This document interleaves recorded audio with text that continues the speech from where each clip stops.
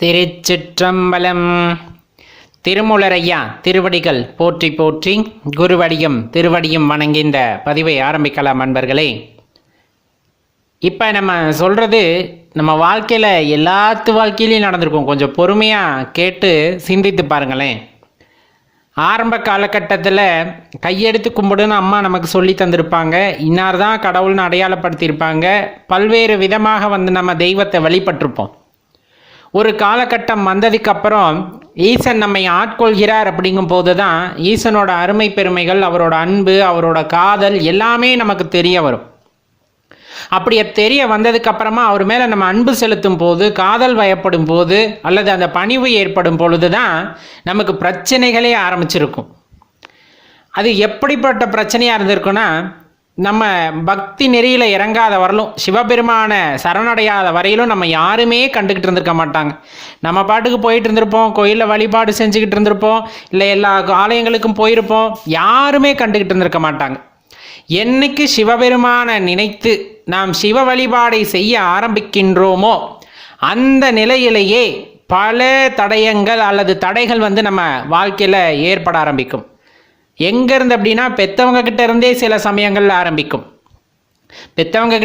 சில சமயம் ஆரம்பிக்கும். அல்லது உற்றார் உறவினர், நண்பர்கள், சுற்றம், வட்டம் என்று அருகில் இருப்பவர்களை எல்லாம் நம்ம இழிந்து பேச ஆரம்பிப்பார்கள்.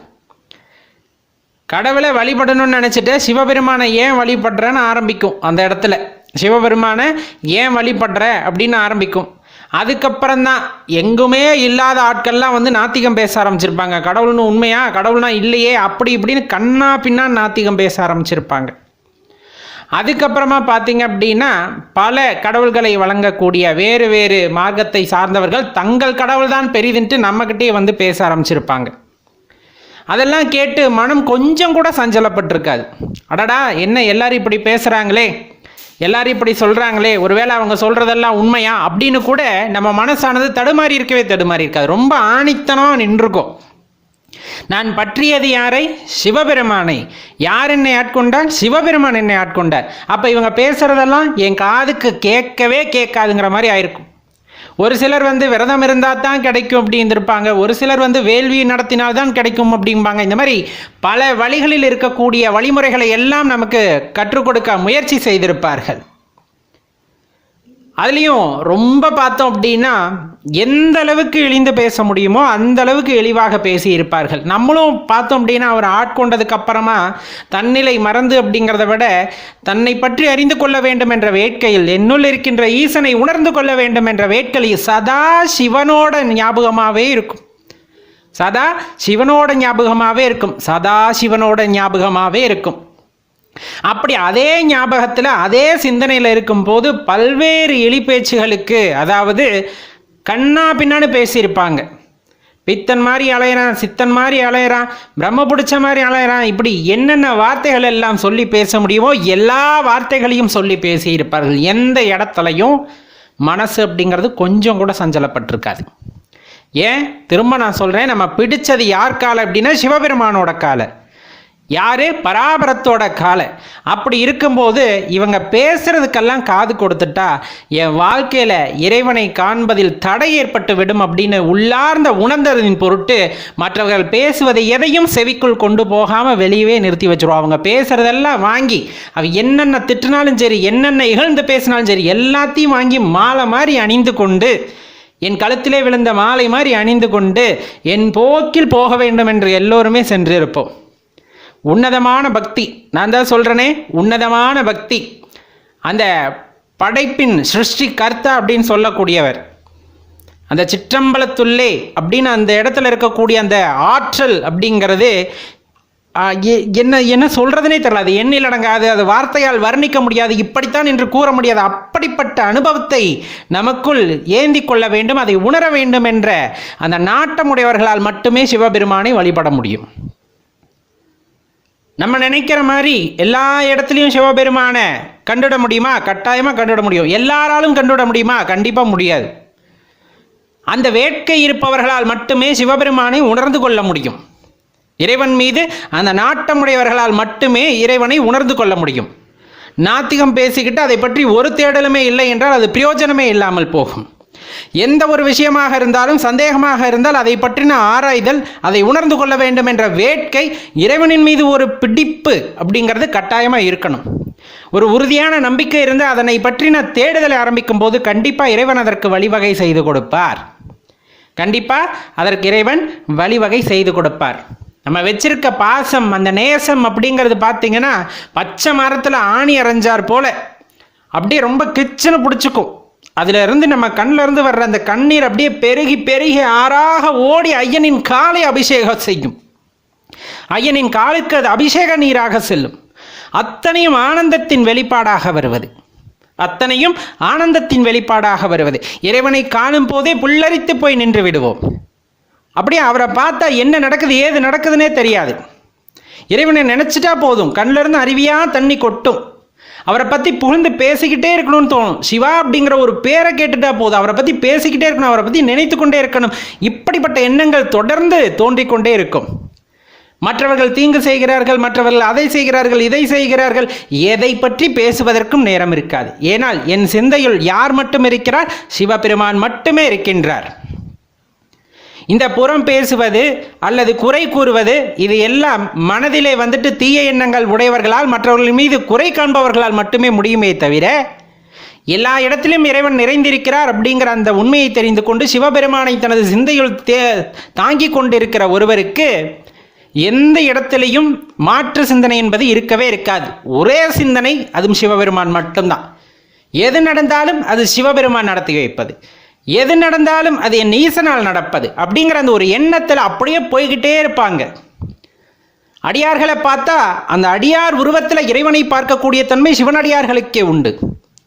அடியாரின் உருவத்தில் சிவனை பார்க்கின்ற தன்மை சிவனடியார்களுக்கே உண்டு. அப்படியே பார்த்து பூரிச்சு போயிடுவாங்க. கையெடுத்து சிவபெருமானே அப்படின்னு மனசில் நினச்சிட்டு கையெடுத்து கூப்பி வழிபடும் பொழுது அதில் இருக்கின்ற ஆனந்தமே வேறு. எப்போவுமே சிவனை பற்றி பாடல்கள், எப்போவுமே சிவனை பற்றி பேசக்கூடிய வாய்ப்புகள், எப்போவுமே சிவனை பற்றி நினைக்கக்கூடிய சந்தர்ப்பங்கள் எத்தனை பேருக்கு கிடைக்கும்? எத்தனை பேருக்கு அந்த கொடுப்பனை கிடைத்திருக்கிறது? இறைவன் ஆட்கொண்டவர்களுக்கு மட்டுமே, இறைவன் அருள் செய்தவர்களுக்கு மட்டுமே அந்த தன்மையானது கிடைக்கப்பெறுமே தவிர எல்லோருக்கும் கிடைப்பது இல்லை. அதே கிடைக்காமல் போய்விடுமா என்றால் கிடையவே கிடையாது. யார் ஒருவனை ஈசனை மனமாற பற்றி கொண்டு ஈசன் மீது உறுதியாக நம்பிக்கை வைத்து அவர் காலை இறுக பற்றி கொள்கிறார்களோ அவர்களுக்கு எல்லோருக்குமே இந்த சந்தர்ப்பமானது கிடைக்கும். மனதில் உறுதித்தன்மை, மனதில் அசைக்க முடியாத அந்த நம்பிக்கை ஈசன் மீது ஏற்படும் பொழுது அவரை பற்றிய தேடுதல் ஆரம்பிக்க வேண்டும், அதில் தொடர்ந்து செல்ல வேண்டும் என்ற எண்ணம் வந்து விட்டாலே போதும், இறைவன் அதற்கான வழியை காட்டுகின்றார். இப்போ நம்ம ஏற்கனவே சொன்னோம் இல்லைங்களா, வருகின்ற பிரச்சனைகள் அப்படின்னு சொல்லிட்டு எப்போ நம்ம சிவபெருமானை நினைக்க ஆரம்பிக்கின்றோமோ எதுவுமே இல்லாமல் இருக்கிறவர்களும் உங்களை யாருமே கண்டுகிட்டு இருக்க மாட்டாங்க. நீங்கள் சிவபெருமான் மீது பாசம் வைத்ததுக்கு அப்புறம் தான் வருவாங்க. இது நம்ம வாழ்க்கையில் மட்டும் கிடையாது, இது நம்ம வாழ்க்கையில் மட்டும் கிடையாது, எல்லா சிவனடியார்கள் வாழ்க்கையிலும் இது வந்திருக்கும். கண்டிப்பாக இது மாணிக்கவாசகர் வாழ்க்கையிலும் நடந்திருக்கிறது அப்படிங்கிறத தான் அழகாக வந்துட்டு நம்ம திருவாசகத்தில் ஐயா குறிப்பிடுகின்றார். தெய்வம் என்பதோர் சித்தம் உண்டாகி முடிவிலாது ஓர் பொருளது கருதலும் 6 கோடி மாயா சக்திகள் வேறு வேறு தம் மாயைகள் தொடங்கின. ஆத்தமானார் அயலவர் கூடி நாத்திகம் பேசி நாத்தழும்பு ஏறினர். சுற்றமென்னும் தொல்பசு குழாங்கள் பற்றி அழைத்து பதறினர் பெருகவும் விரதமே பரமாக வேதியரும் சரதமாகவே சாத்திரம் காட்டினர். சமயவாதிகள் தத்தம் மதங்களே அமைவதாக அரற்றி மலைத்தனர். மிண்டிய மாயாவாதம் என்னும் சண்ட மாருதம் சுழித்து அடித்து ஆர்த்து உலோகாய் அதன் எனும் ஒன்திரல் பாம்பின் கலாபேதத்த கடுவிடம் மெய்தி அதிர்பெருமாயை என பல சூழவும் தப்பா மேதாம் பிடித்த சலியா தளலது கண்ட மெழுகது போல தொழுது உளமுருகி அழுது உடல் கம்பித்து ஆடியும் மலரையும் பாடியும் பறவையும் கொடியிரும் பேதையும் கொண்டது விடாது எனும் படியே ஆகினல் இடையரா அன்பில் பசுமரத்தாணி அறைந்தார் போல கசிவது பெருகி கடலென மருகி அகங்குலைந்து அனுகூலமாய் மெய்விதர்த்து சகம்பேய் என்று தம்மை சிரிப்ப நானது ஒளிந்த நாடவர் பழித்துறை பூனது ஆக கோணுதலின்றி சதுர் இழந்து அரிமால் கொண்டு சாரும் கதியது பரமா அதிசயமாக. இந்த பாடலை படிச்சிருந்தீங்கன்னா உங்களுக்கு நல்லா தெரிஞ்சிருக்கும். இதை விட பெரிய அனுபவம் வேறு யாருக்கும் இருந்திருக்க போகிறதில்ல. ஐயா சொல்கிறதுலே எல்லாம் வந்துடும்.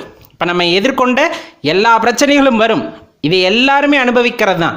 அதனால தான் சொல்லப்படுறது, இந்த மாதிரி என்ன எண்ணங்கள் வந்தாலும், இந்த மாதிரி என்ன எண்ணங்கள் வந்தாலும், எந்த சொல் வந்தாலும், எந்த எலி பேச்சு வந்தாலும் எதையும் காதுக்க வச்சுக்க கூடாது, எதையும் காதுக்க வச்சுக்க கூடாது.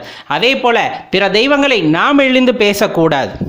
எல்லா தெய்வங்களின் வடிவாகவும் நாம் யாரைத்தான் பார்க்கிறோம்? சிவத்தை தான் பார்க்கிறோம். யாரை பார்த்தாலும் ஓம் நம சிவா என்று சொல்லிவிட்டு சென்று விட வேண்டியதுதான். நாம் யாரையும் எதுவும் பேசுவதும் கூடாது. அதே போல் யார் பேசினாலும் நாமும் அதை காதுக்கு வைத்துக் கொள்ளக்கூடாது. சிவ சிந்தனையிலே இருப்பவர்களால் மட்டும்தான் சிவனை உணர்ந்து கொள்ள முடியும், அவருடைய அற்புதங்களை உணர்ந்து கொள்ள முடியும், அவர் யார் என்பதை, அந்த பராபரத்தை நம்மால் உணர்ந்து கொள்ள முடியும். அப்படிங்கிறத தெளிவாக தெரிஞ்சுக்குங்க. வாழ்க்கையில் முன்னேற்றம் அப்படிங்கிறது வேணும். வாழ்க்கையில் ஒரு உன்னத இடத்தை தெரிந்து கொள்ள வேண்டும், பிடித்து கொள்ள வேண்டும் என்றால் சிவபெருமானை பற்றி கொள்ளுங்கள். சிவமே எல்லாத்த விடையும் உயர்ந்தது அப்படின்னு சொல்கிறத விட அந்த சிருஷ்டிகர்த்தா அப்படிங்கிற அந்த தன்மை சிவபெருமானுக்கு உண்டு அப்படிங்கிறத தான் நம்ம சொல்ல வர்றது. ஓம் நம